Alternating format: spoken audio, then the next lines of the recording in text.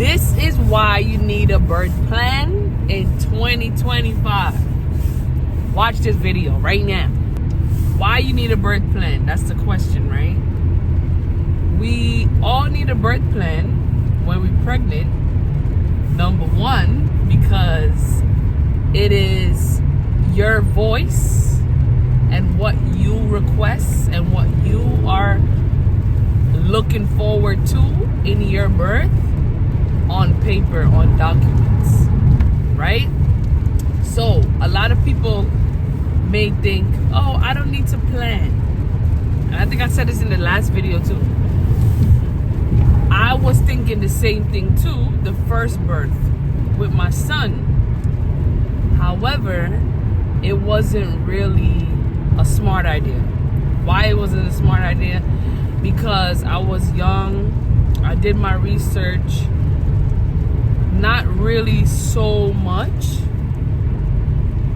but what happened was and when I mean they, I mean like the professionals, like the doctors and the nurses and whoever, they weren't like so lenient into hearing my point of view and what I wanted, because you know, at the end of the day, they're going with what their paperwork says. So what your vitals say, what is the update, like what is your health looking like, and then their job is to suggest the best the best opportunity. Like basically, they looking for a best opportunity to do what they want to do. That's basically what I'm trying to say. And their suggestions is not always wrong, but however, it can be forceful sometimes, especially if you're young or you're uneducated with certain things. We all not gonna know what to do all the time, and we're not gonna all know everything. However, you do need to do your research on your own, the same way how I did. The first time, it didn't work out. So I wanted my placenta the first time, I didn't get it. I didn't want a C-section, I ended up still getting a C-section. So I'm telling you the things that went wrong the first time and why I had a birth plan this time, and it went completely the opposite, right? When I asked for the placenta, literally it was just me saying in concern, hey, so how do you go about getting your placenta? And the nurse laughed and was like, you can't get your placenta. Like, she just said it straight up like that, looking at me like I was dumb. You know, and it was discouraging because, you know, you have a plan mentally in your mind, you and your partner, you don't want this, you don't want interventions, you don't want medicine, and they're forcefully letting you know, okay, well, your blood pressure is saying this, and the baby heartbeat is doing this. Without a birth plan, it's like you don't really have a voice. So the main point is, it allows you to advocate for yourself and all the wishes that you would like to have for your birth. Literally, it says what you would like to do, what you don't like to do, what you are consenting and what you're not consenting. If you don't want any medicine, you have option A, B, and C. You let them know, you know, if something does happen. For instance, I was a C-section mom first, and I wanted to do a VBAC, which is vaginal birth after C-section. So say for instance I gave birth at the hospital and something went wrong, right? I put that after the fact, if it comes down to it and I would need a C-section, these are the signs and these are the things that I would like to do before opting to the option to do another C-section, right?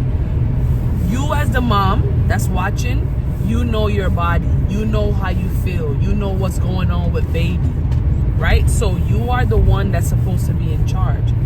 These doctors and nurses, we're not saying that the Most High didn't literally equip them and give them the gift of being the professional that they should be, right?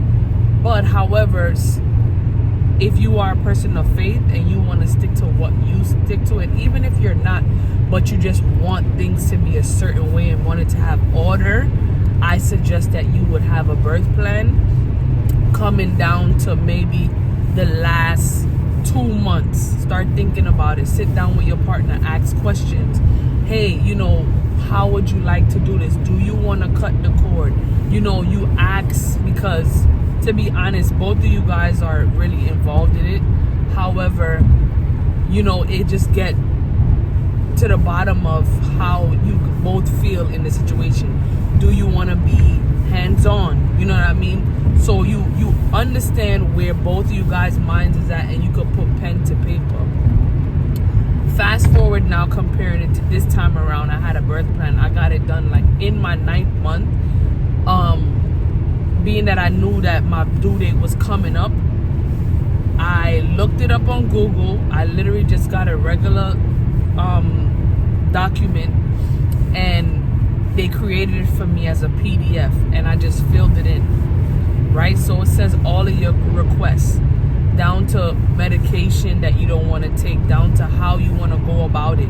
And to really be honest, my perspective and my opinion, I feel like I strongly believe, and I don't want to say I strongly believe that doctors and nurses don't like when you come with a birth plan. Why? Because now it is pushing back their agenda and their suggestions of what they want. They have to now be submissive and listen and cater to your needs and what you want, which we all would think that as moms, right, that they would do. They say these things and these key words like, you know, we want the best for you and baby.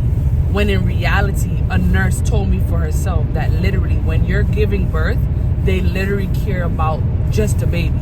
They want to make sure that the baby is safe, because they know that moms go through pain. They know that we're going to go through the different stages of labor, and they know that our mind will change and our decisions will change. But what the birth plan does is stick to one plan. Even when you're in pain, even when you don't know A from B from C, this piece of paper and this document is speaking for you, right? And it is your advocate in the moment to push back the agenda of the doctors and the things that they want to implement and the interventions that they want to do to your body. X out all of the other things that goes on in the hospital, right? So for instance, this time around, like I said, I got the birth plan, I got everything done before literally like 2 weeks. So what we did, I should say, and what you should do is you make it into a PDF, you will give it to your GYN, the place that you go in to always get sonograms and stuff like that.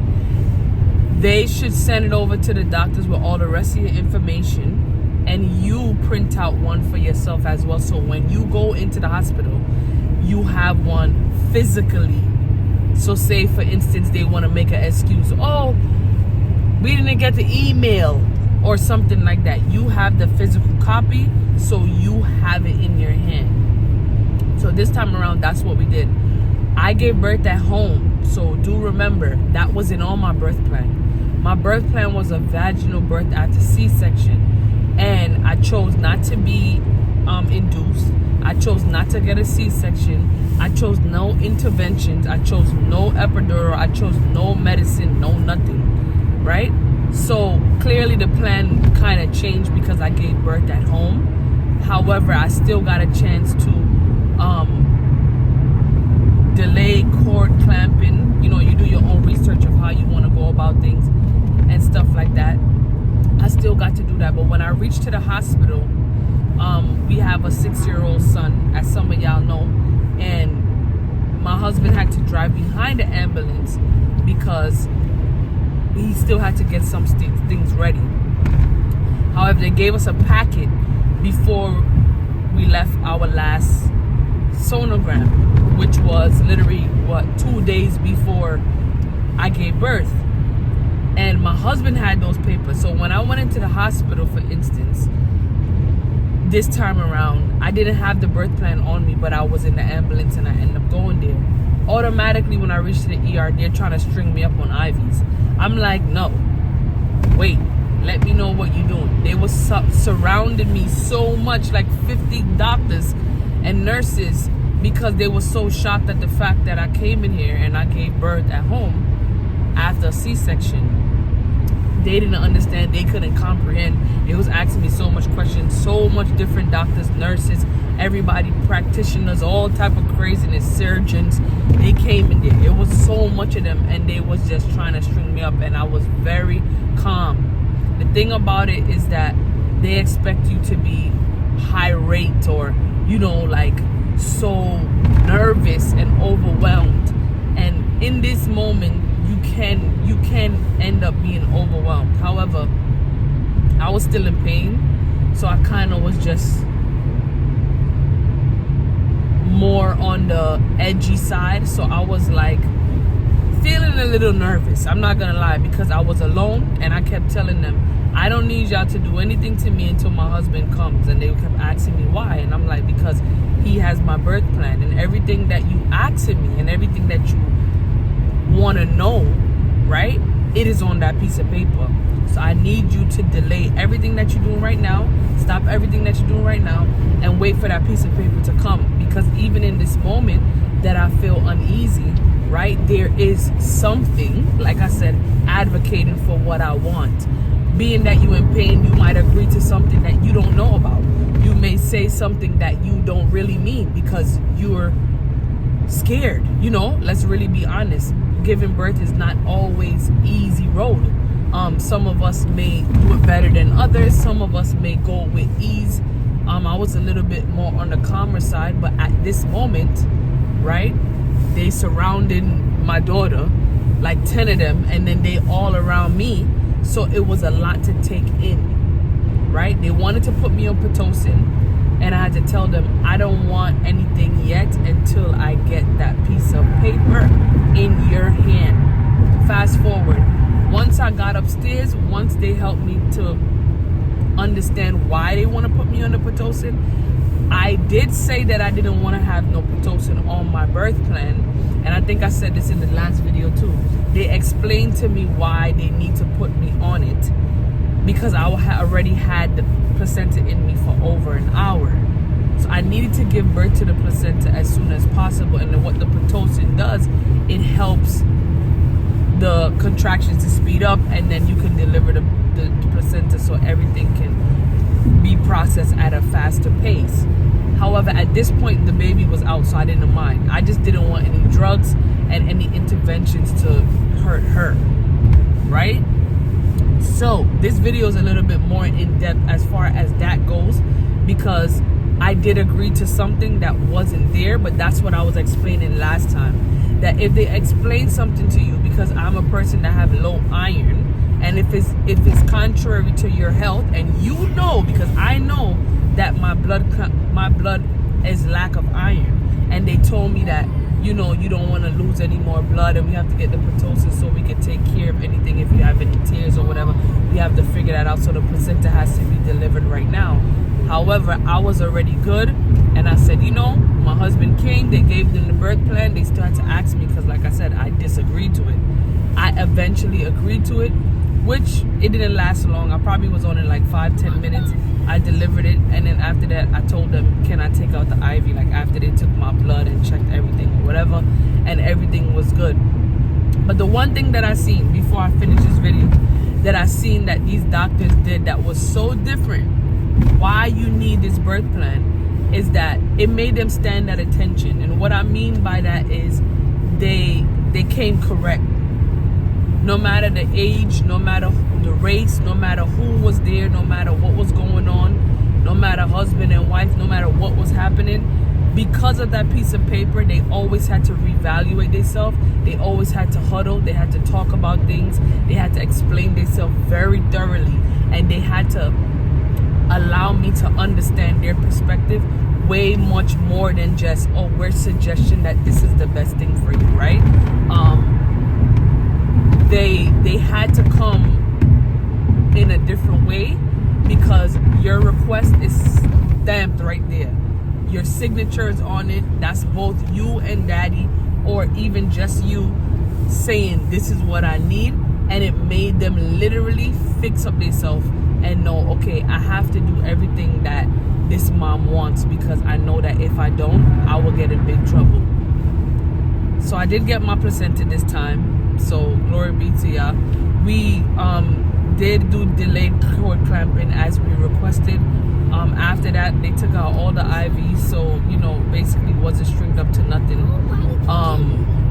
And yeah, I'd refused many vaccines. So my daughter, it didn't get no intervention. She just got vitamin K, which was the one thing that we both agreed that we wanted, and that was it. So that's the reasons why you need a birth plan. It's not really so much reasons.